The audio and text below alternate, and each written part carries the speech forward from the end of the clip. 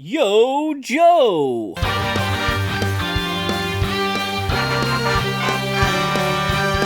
Welcome to Pegwarmers. I'm Kevin, and I'm here to talk about toys. There have been so many G.I. Joe classified leaks that I really am dying to talk about this. G.I. Joe is my all-time favorite brand. If you haven't been to this channel before, I talk about G.I. Joe a fair amount, as well as lots of other toy lines. So G.I. Joe Classifieds is a really great collector line put out by Hasbro. They have done a pretty huge number of characters so far.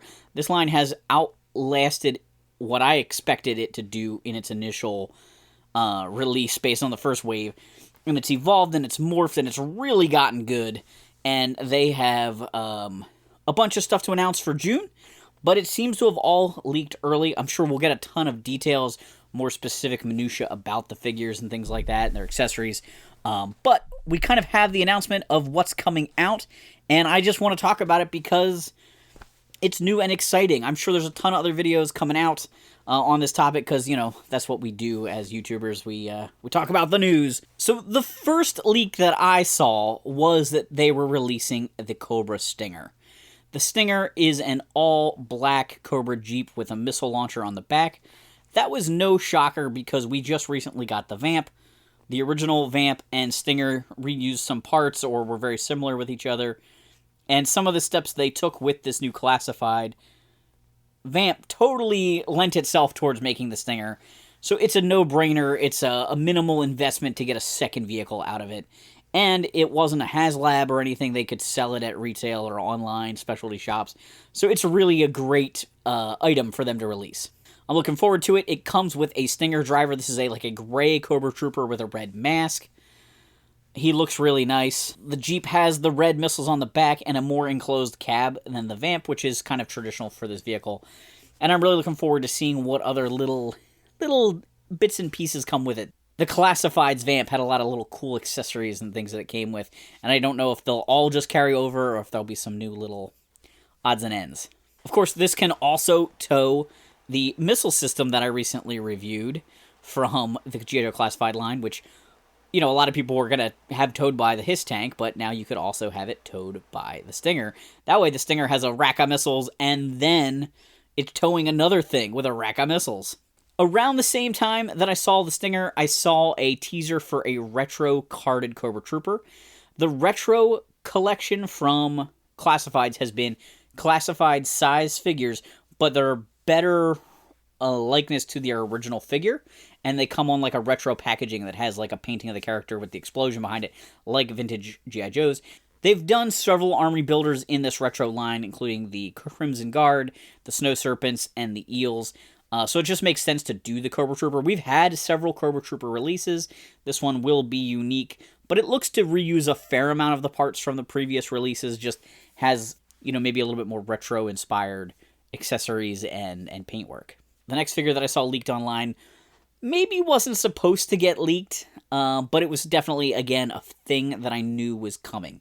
We knew the Stinger was going to come once they made a Vamp, and when they got the license to work with Sergeant Slaughter again as part of G.I. Joe, I knew we were going to get more than one release of Sarge, and the Mad Marauder version of Sarge is an easy one. This is a new name for Slaughter's Marauders. I think they went in the Slaughter's Marauders or the Mad Marauders theme in case they couldn't get Slaughter back or in case they aren't working with Slaughter forever. And maybe it's also a retail issue, I don't know. But Sergeant Slaughter actually posted pictures of his Mad Marauder figure that I guess they sent him for him to sign off on. And the first version they sent him, his hat and his glasses are in the packaging tray next to the figure, and so he's just sort of out of character in a way in the box. And he said, no, I need my campaign hat and my glasses on. So they redid that insert tray and have packaged him with the stuff on, which is probably harder for the factory to deal with because they got to put the fiddly bits on and put them in the package without them falling off and hope it doesn't fall off in shipping. And I get why Hasbro didn't want to do that, but it looks so much better in package to have him sort of in uniform.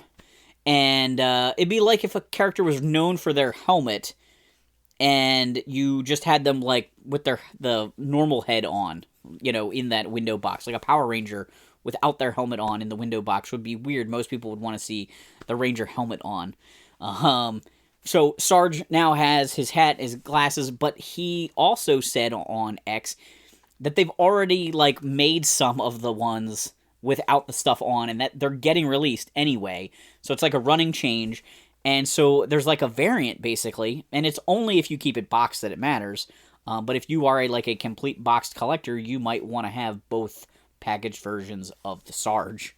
So that's kind of interesting, and it's fun to kind of hear about it from Sarge directly. I don't know if they'll address that in the fan cast when the Hasbro team does that, but it's kind of an interesting situation. Oh, one of the things that I'm really excited about with this Sergeant Slaughter is he comes with like a duffel bag, and it's kind of silly. He's got other accessories. He's got the little miniature action figure of himself again. He's got like boxing gloves or sparring gloves, but he's got a little duffel bag. It looks like a soft good, and I think that's a cool thing for Sarge. There's kind of an iconic image of him with Falcon's duffel bag over his shoulder in the movie, and I'm just kind of like looking forward to seeing how they handle something like that, just kind of going in a new direction, incorporating a new thing into the classified line. Then on Monday, I saw several more characters leaked. Kind of the one I'm maybe most excited for is Alpine. We already have Bazooka. We already have Quick Kick. Alpine is kind of rounds out that group of fun guys from the cartoon.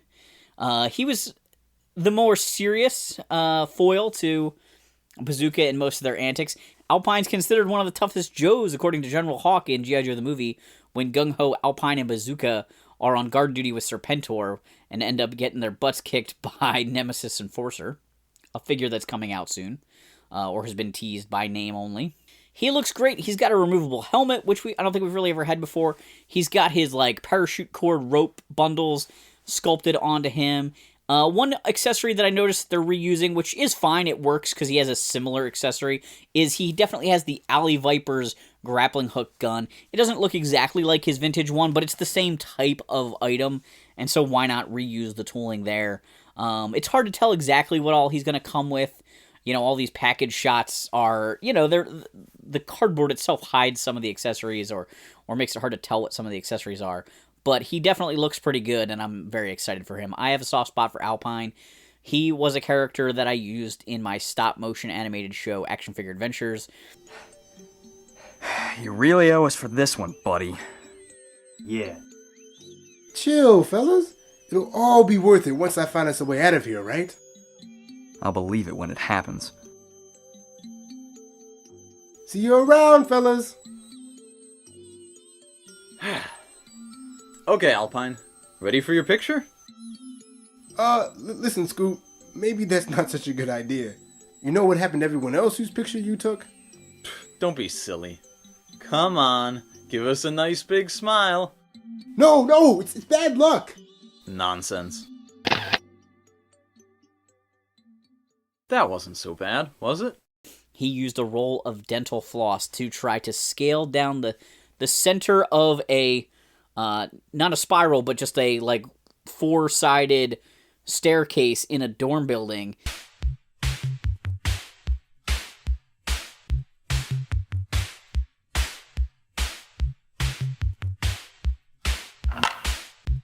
Tried to go down the middle and fell and shattered to Scarlett's disgust.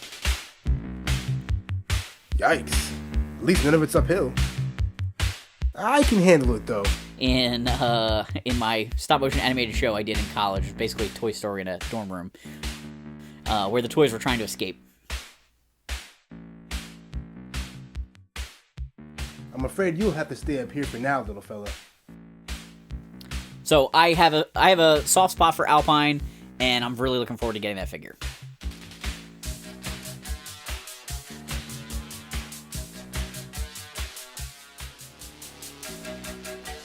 How's it going? So far, so good.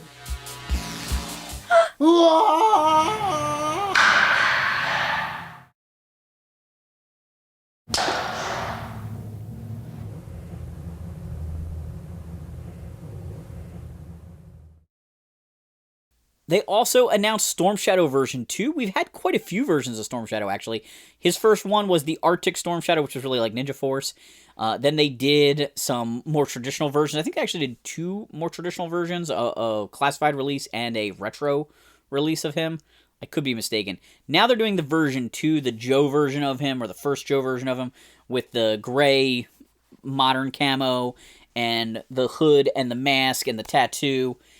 And he looks really good. They had to kind of classify him a little bit. This has sort of been my way of describing the figures. The retro figures are like a modern update of the original figure with minimal tweaks, whereas Classified always puts a little spin. They add a tattoo. They add a new modern device to the character. He has like a fringy belt. I'll wait to pass judgment on it when I see more pictures of it. But I'm not a fan of it from first glance. I'll put it that way. But it looks like he comes with some swords and a way of holding them on his waist there, and maybe his backpack. I hope he has his like climbing claw thing. That was pretty cool, and he used that in the comic book actually. Then they announced an Iron Grenadier, and I'm not surprised. Here's another great army builder, and an opportunity to kind of build out Destro's team. We've had Classified Destro, Retro Destro, and Profit Director Destro, but now I guess they started down the Iron Grenadier road with Metalhead. Now we're getting the Foot Troopers, and then hopefully eventually we'll get a Destro and maybe a few other characters from that segment of the G.I. Joe universe. But the Iron Grenadiers look really good. They're very regal and diplomatic. They have more of that like military jacket, almost kind of like what the Worms wear from Cobra, and so it'll be interesting to see if they do this version and a retro version that looks a little bit more like the action figure, and I'm excited to see the head and the helmet and everything, what that looks like, because it's a strange design, and the card art and the figure don't quite match each other from the original figures, and it's hard to tell in this leaked photo exactly what's going on there, and I'm looking forward to really getting a good view of that. They have announced an Iron Grenadier bat, and the bats, the Cobra Battle Android Troopers, are probably one of the most favorite army builders of the G.I. Joe collecting community. I mean, there's a few people that don't like the sci-fi part and don't really like bats, but most people love the bats, and they have done bats for every situation. They've done Python Patrol, they've done Arctic, they've done regular, they've done who knows what all else, jungle bats. Maybe. They might not have done them in Classifieds yet. They will. But they're doing Iron Grenadier bats. So Destro makes a lot of Cobra's weapons, and so it almost really only makes sense that he's the guy making the bats. You know, Scrap Iron assembles them in the cartoon show, but really Scrap Iron works for Mars, Destro's company. He's never really been an Iron Grenadier, but he probably could be. So the bats. We're getting Iron Grenadier versions of the bat, and they come with a traditional bat head, but also an even more mechanical looking or less humanoid head. I think that's really cool. There's been a lot of bat technology variants in the comic books over the years, and so there's kind of a fun little thing to do there. I have a feeling this will be very popular. It's one that I feel like if you're only collecting like vintage characters, you might be able to pass on it. But if you're all in, or you like the army builders, or you like bats, you gotta get at least one of these guys. That's a lot of new G.I. Joe Classified stuff. And I'm sitting over here waiting for some news from Super 7 about their O-Ring figures. I don't know. Joe Fest is coming up, and the DFW Joe show is also coming up. They're the same weekend, and I'm not going to either one. But I think Super 7 is going to be at Joe Fest, and I am wondering if they may reveal an O-Ring figure at that point. Which would be cool. It would be nice to see what those Super 7 sculpts will look like. But for right now, Hasbro is kicking butt with Classifieds, and all these new releases look great. And these are like finished figures, it seems like, and they're not necessarily just the names we've heard, the name-only releases, or even the recent, pictures we had from not that long ago of some characters. Like, this line is going deep. So I know this episode has been very G.I. Joe-centric. I do have a new to the collection item, and it's from Masters of the Universe Origins. And also, there is a leak, or maybe an announcement, I don't really know. But Mattel Creations is going to do Night Stalker, the bad guy horse from Masters of the Universe. They already did Strider a long time ago, and he's like the brown version, the less interesting version of the horse. But they released him at retail, and I think he kind of got clearanced out eventually. But they have that mold, and this was one of those genius things that Mattel did to make money with He-Man, of like, oh, well, we made Battle Cat, so let's make Panther, and we made Stridor, so let's make Night Stalker. So they're releasing Night Stalker. Night Stalker is like bronze and purple and black and just really cool variant of the horse, the robot horse. They're going to be releasing him. I'm kind of excited for that. I'll probably order one of those. But I did just get a new figure. Cue the dramatic opening music. The newest figure from MOTU Origins is Extendar. Now, I have most of the MOTU creations. I did miss Stondar, I think. This line is really cool, MOTU Origins. It's just a really nice update on a lot of the vintage stuff. They're a little bit more playable because they're a little bit more posable. You don't have to worry about stuff breaking because they're not old, brittle plastic anymore. Like a Sarad figure out of new plastic would be great because the old one's very brittle. I know he won't have the sparking thing, which is disappointing. But this one extends I don't think through like sliding pipes and stuff, but I think disconnectable like extender pieces that go in. But that works well for Extendar. He looks very gorilla-esque in the package here because his arms are extended, but his legs are not. They always have cool artwork on the back of these figures because they don't do the cross-sell. It's fan-friendly packaging or collector-friendly packaging, but I don't save these card backs because I'm trying to collect less cardboard. I did a whole episode about collecting cardboard one time. Here's the mini comic, Terror of the Technomancer. So this is probably telling the story of the creation. I think Extendar and Stout Spout and maybe the guy with the ripcord in him, I think they might have all been created by the Horde techno virus or techno conversion, organic to techno stuff from a while ago. He comes with his shield, and Extendar's shield, much like him, extends. So this has some flip-out parts. They didn't really fix the weakness of this in the sense that the hinge is just plastic. So this eventually will break from being hinged open and closed a million times. But his shield can flip open to become a bigger shield when his body gets bigger. That is probably something I'm not going to play with a whole lot. It would be kind of neat if they could have actually done some sort of a real hinge there. They went with sort of the 1980s technology on that one. So you could get a couple of these little pegs for extending him. There's Extendar out of the package, and it's nice. He's got good gold paint on him. A lot of these vintage figures have sort of turned green there, which is a little less exciting. His face is completely protected by this grill, but his head should grow. Okay, and that does pop up. It's on a little stem. Now, you can pop his head off, it looks like. I think. There's a ball joint there. Yep, that does pop off, so you might be able to stick another one of these extensions on there if you really wanted it to be on there. He still has a peace sign on the back of his neck, which is kind of fun. There's his robo face. Let's see if we can plug this thing back in. That's a little tricky to do. All right. So there's Extendar. Very Man-at-Arms-esque with his armor there. He's got his extended arms already, which have that little curve to them. But he's got nice range of motion.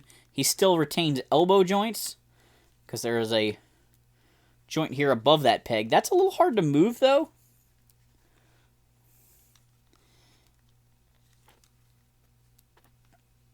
I feel like I'm applying pressure to it funny. All right, then he should have an extension point here at the waist. Yep. There we go. He's getting taller. And then it looks like the next extension point is where his boot cut is. And that is actually a disconnection point for a lot of these figures. So this took some engineering to do the neck and the body, but not a whole lot here with the legs, because they already had pegs here. So we'll plug in his little boot extension. All right, and there is Extendar looking extra jumbo there. I think this is a really great update.